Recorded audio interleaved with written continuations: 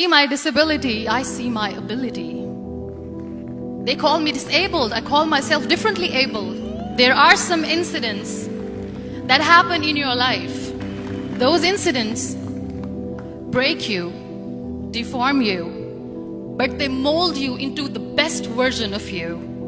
And the same thing happened to me. I was 18 years old when I got married. My father wanted me to get married. And all I said was, if that makes you happy, I'll say yes. And of course, it was never a happy marriage. Just about after 2 years of getting married, I met a car accident. Somehow my husband fell asleep and the car fell in the ditch. He managed to jump out, saved himself. I'm happy for him. But I stayed inside the car and I sustained a lot of injuries. The list is a bit long, don't get scared. The wrist was fractured. Shoulder bone and collarbone were fractured. My whole rib cage got fractured. And because of the rib cage injury, lungs and liver were badly injured. I couldn't breathe. I lost urinary bowel control. That's why I have to wear the bag wherever I go. 3 vertebrae of my backbone were completely crushed. And I got paralyzed for the rest of my life. I finally ended up in a hospital where I stayed for 2.5 months. I underwent multiple surgeries. One day, doctor came to me and he said, well, I heard that you wanted to be an artist, but you ended up being a housewife. I have a bad news for you. You won't be able to paint again because your wrist and your arm are so deformed, you won't be able to hold a pen again. Next day, doctor came to me and said, your spine injury is so bad, you won't be able to walk again. Because of your spine injury and the fixation that you have in your back, you won't be able to give birth to a child again. That day, I was devastated. I asked my mother, why me? And that is where I started to question my existence. Why am I even alive? And that is where I realized that the words have the power to heal the soul. My mother said to me, this too shall pass. God has a greater plan for you. I don't know what it is, but He surely has. And in all that distress and grief, somehow or the other, those words were so magical that they kept me going. One day I asked my brothers, I know I have a deformed hand, but I'm tired of looking at these white walls in the hospital and wearing these white scrubs. I'm getting tired of this. I want to add more colors to my life. I want to do something. Bring me some colors, bring me some small canvas. I want to paint. So the very first painting I made was on my deathbed, where I painted for the very first time. It was not just an art piece or just my passion. It was my therapy. And then I was discharged and I went back home. And I went back home and I realized that I have developed a lot of pressure ulcers on my back and on my hip bone. I was unable to sit. There were a lot of infections in my body, a lot of allergies. So doctors wanted me to lie down on the bed straight for not 6 months, for not 1 year, for 2 years.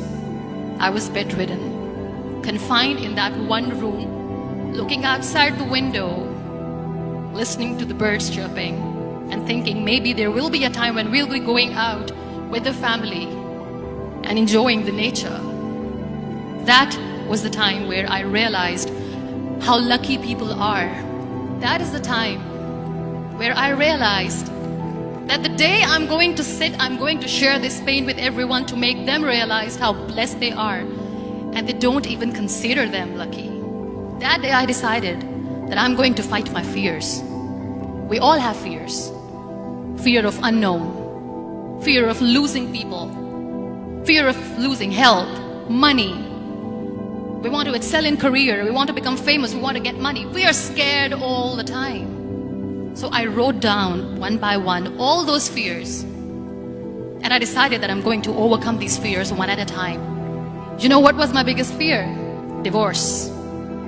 I was trying to cling on to this person who didn't want me anymore, but I said no. I have to make it work. But the day I decided that this is nothing but my fear, I liberated myself by setting him free.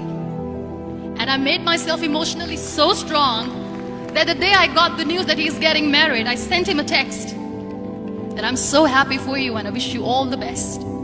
And he knows that I pray for him today. Number 2 was, I won't be able to be a mother again. And that was quite devastating for me. But then I realized there are so many children in the world, all they want is acceptance. So there is no point of crying, just go and adopt one. And that's what I did. People think that they will not be accepted by the people because we, in the world of perfect people, are imperfects. So I decided that instead of starting an NGO for disability awareness, which I know will not help anyone, I started to appear more in public. I started to paint. I decided that I'm going to join the national TV of Pakistan as an anchor person. And I've been doing a lot of shows for the last 3 years. I became the National Goodwill Ambassador for UN Women Pakistan, and now I speak for the rights of women, children. We talk about inclusion, diversity, gender equality, which is a must. Every time I go in public, I always smile.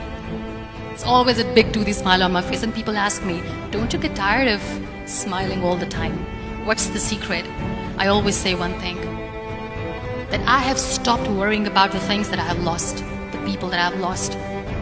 Things and people who were meant to be with me are with me. And sometimes, somebody's absence makes you a better person. Cherish their absence.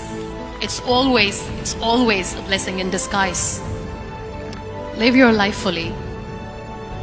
Accept yourself the way you are. Be kind to yourself.